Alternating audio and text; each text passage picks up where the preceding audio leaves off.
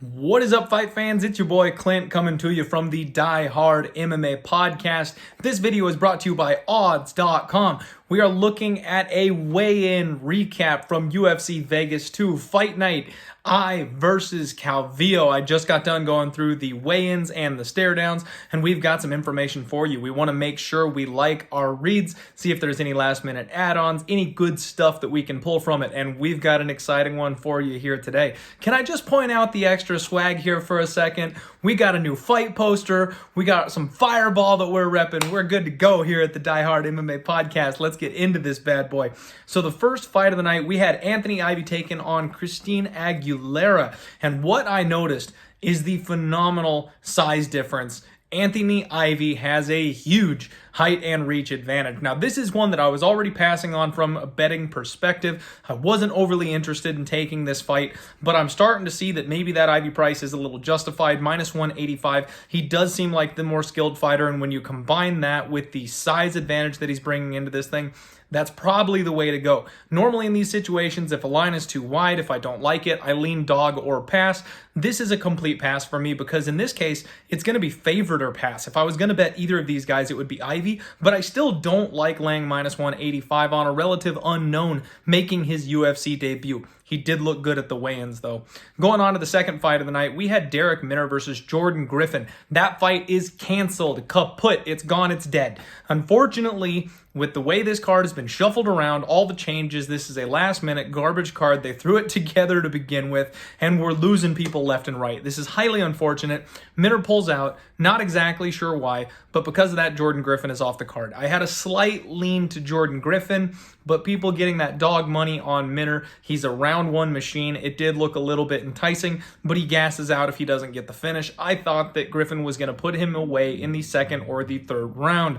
Unfortunately now, we'll never know. Hopefully they reschedule that one for a later date because it would have been a really fun fight to watch. Tyson Nam takes on UFC newcomer Zamir Adashev. I know I'm butchering that name, so I apologize. This one's absolutely wild. So we knew that this was a late replacement, but we didn't have a line the last time when we did the odds.com roundtable, when I did the Die Hard MMA podcast. We didn't have a whole lot to talk about because we didn't know who this kid was. Since then, I've gone in and I've dug in on the video.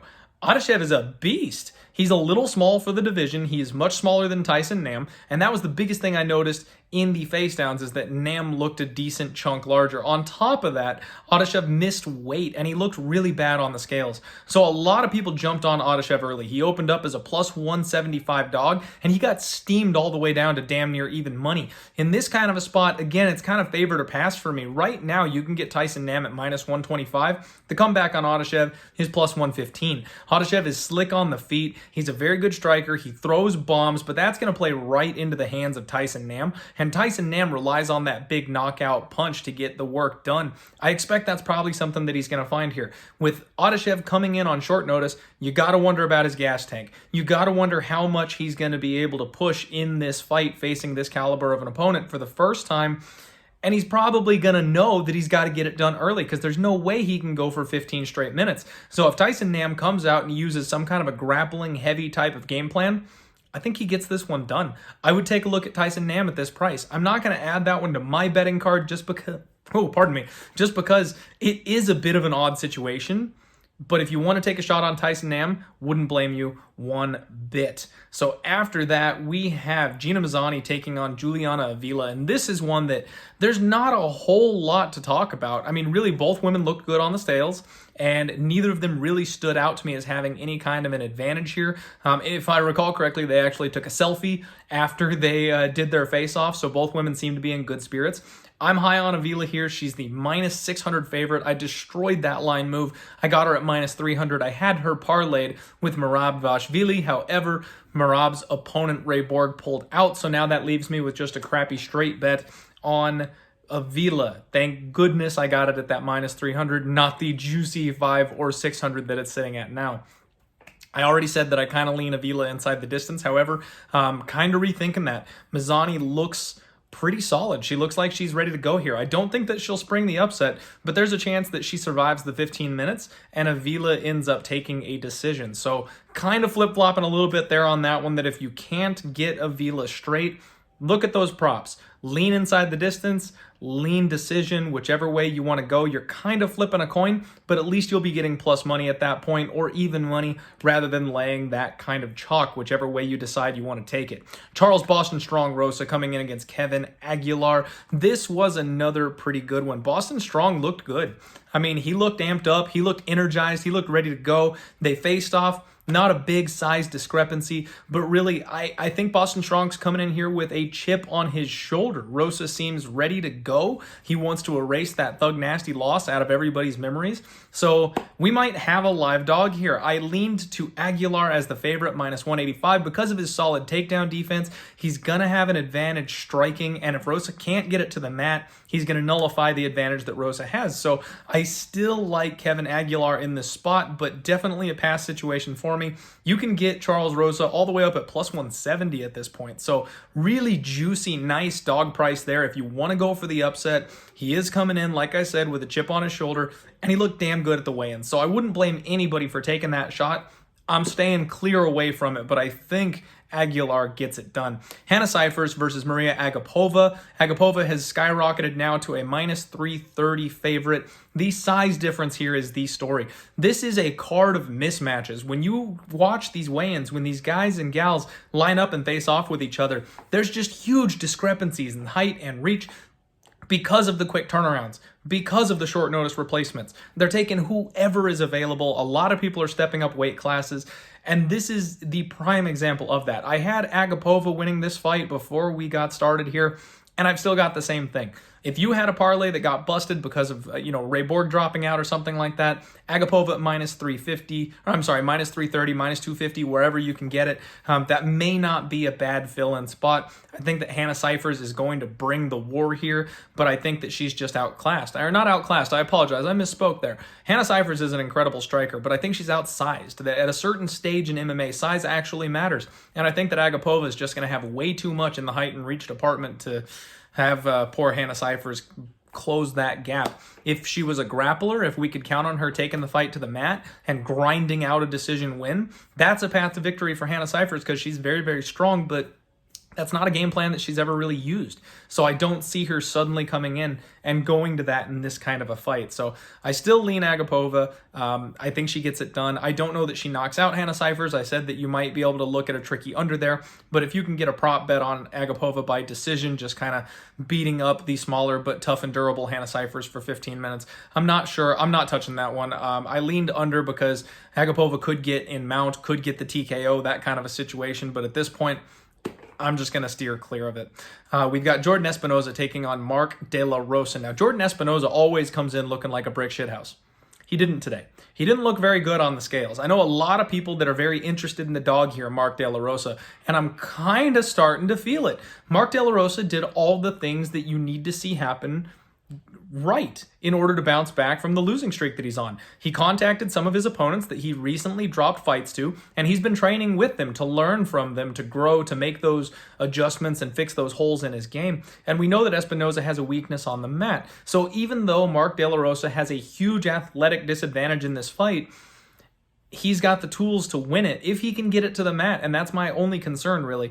And he looked good on the scales. There wasn't a big size discrepancy between these two. Mark De La Rosa, I think, may be a live dog. I'm picking Espinosa to win this fight, but it's another one that I just can't touch from a betting perspective because both of these fighters are so flawed. If Espinosa keeps this on the feet, he should be faster, he should be stronger, he should be able to land and get out of the way before Mark has a chance to counter. However, if Mark ends up in a scramble, if Mark somehow gets his back, if Espinosa slows down in rounds 2 and 3 like he's known to do, Mark might be able to put him away. Espinosa gives up chokes. He has no submission defense once it hits the mat, and Mark De La Rosa might even be a more talented submission artist than some of the guys he's already given up those chokes to. So again, complete pass from my perspective. And I did take a look at the totals when I did my Total Madness video. Be sure to check that out over on Odds HQ on YouTube. A sneaky under might be live here. I didn't actually end up locking that one in, but if you wanted to play something on every single fight, that would be my look, would be to look to the under here and count on one of these guys to get an impressive finish and save their jobs. Andre Fili taking on Charles Air Jourdain. I am so pumped for this fight. This is a phenomenal matchup. These two are ready to go. Both of them looked phenomenal at the weigh-ins. They faced off. They're getting in each other's faces. Fili tried to punk Jourdain, and Jourdain didn't give an inch. They talked to each other about how this should be fight of the night. They're both amped up and ready to go to war. This is going to be a fun fight. This, in my opinion, is the main event. This is the best fight on the card. It's the one I'm most excited to watch. And y'all know I've got some action on this one. So if you don't already know, be sure to check out my previous videos for odds.com because I've given out not one but two picks on this particular fight. I'm very much looking forward to it. I think it's going to be a brawl, and I agree with them. It's probably going to be fight of the night. Now we've got Gustavo Lopez filling in on short notice for the dropout Ray Borg. He's taking on Merab the Machine Dvalishvili. And this is a very interesting spot. Merab opens up as a minus 750 favorite. Yesterday, I saw him jump all the way to minus 1,000. Now he's all the way back down there. So there's been a decent chunk of buyback on Lopez. I looked into Gustavo Lopez, and this guy is no joke. He's short. He's a tank. He's got decent wrestling himself, and he's got big power. He puts a lot of people away if he connects on your chin. Merab, on the other hand, has maybe one of the best chins we've ever seen in MMA, and you know this guy doesn't gas out. He had a massive size advantage at the weigh-ins. This is another one that I was just very floored by how much bigger Merab looks. He definitely is a weight class above this guy. And I think with the skill differential, I expect Merab to grind out a relatively easy win here. He knows better than to play with fire with this kid on the feet. He's going to put him on his ass, and with Lopez coming in late, I expect him to gas out, and Merab's going to just grind on him for 15 minutes. I'm not touching minus 750 though. So unfortunately, I beat a massive line move on Merab versus Ray Borg. That one gets canceled, as sometimes happens in MMA. We just have to kind of shrug it off and move on, but I'm not reloading at minus 750 on Merab at this point. The lion value is gone, my friends. We can cry over it some other time.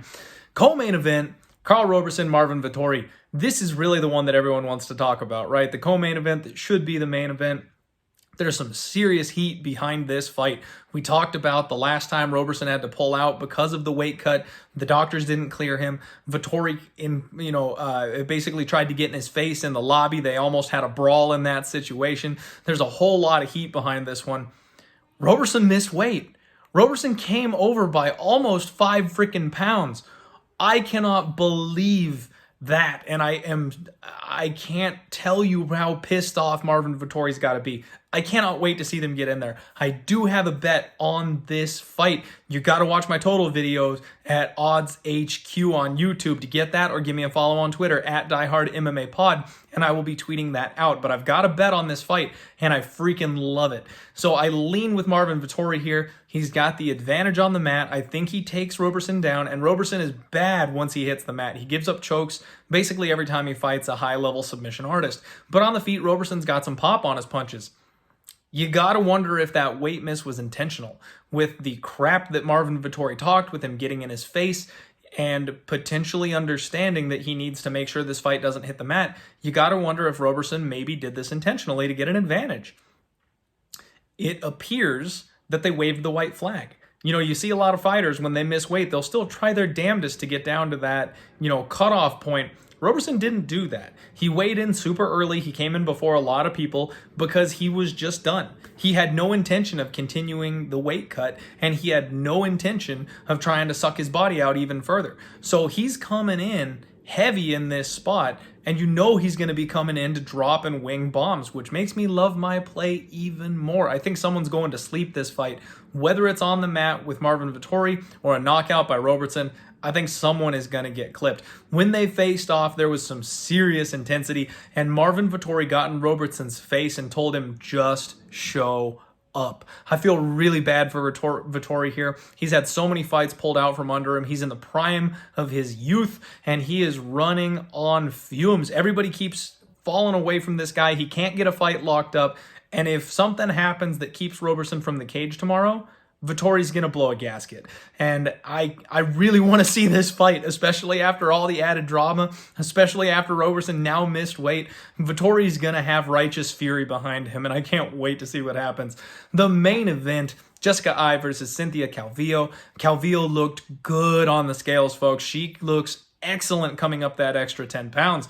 Jessica Eye, however, taking this fight on kind of short notice, she struggled. They pulled out the hoop. They had to let her get up on the cage, and she had to weigh in using that hoop, and she still missed. She missed by 0.25 pounds, and as soon as she got off the scale, she said, "I'm done. I can barely stand right now." She couldn't even get back up on the scale to do her flex for the UFC officials and the pictures afterward. She needed help getting off the stage. To add some additional drama to this, Joanne Calderwood, my girl JoJo, tweeted out, "So they're still letting girls get away with the pinch, huh?" So not only did Jessica Eye struggle incredibly to make weight, drained herself to the point that she could barely walk, but she more than likely pulled a Daniel Cormier towelgate situation and pinched the outside of the hoop so that she could make that weight. And she still missed, which means she probably came in and 2 pounds over, not a quarter pound over. So she had a really rough weight cut. And now she's going to fill up. She's going to get hydrated. She's going to bounce back, of course. But you got to wonder how that kind of a bad weight cut is really going to weigh on her. I think that's going to be the type of weight cut that's hard to bounce back from. Considering Calvillo came in from AKA, she's been working with those monsters over there, sharpening up her grappling. I already leaned to her having the grappling advantage in this fight. And now that you've got Jessica Eye, who seems drained, who seems like she is struggling, I expect her to gas out in this fight. And it's a 5-rounder. This is a 5-round main event fight. You need 25 minutes of gas for this kind of a fight to take place. I think Calvillo all day, folks. If you follow me on Twitter at DieHardMMAPod, I already had Calvillo at plus 105 sitting in my pocket. I am doubling down. The line has gotten away from me. It's now back to a pick'em at minus 110. I don't care. I will lay that minus 110 to add a second unit on to Cynthia Calvillo. I am backing her in the main event here. That weigh-in sealed it. I think she's going to have more gas in the tank. I think she's going to be able to run over Jessica Eye, especially in the later rounds. And Jessica Eye may even understand that she needs to get a finish in this fight, and I don't think she's got the ability to finish Calvillo. So if she goes for an early finish, she's just going to gas herself out, and that's going to leave her open for Calvillo. I wouldn't even be surprised if Calvillo gets some kind of a ground and pound TKO victory. And I think you can get some wild odds on that prop bet. So we might be sprinkling, folks. That's the recap. That's the UFC Vegas 2 Fight Night Eye versus Calvillo weigh-ins recap. I'm your boy Clint from the Die Hard MMA podcast. Subscribe to me over on YouTube. Subscribe to Odds HQ. Give this video a retweet. Get the information out there. Good luck on all your action this weekend, and let's roll.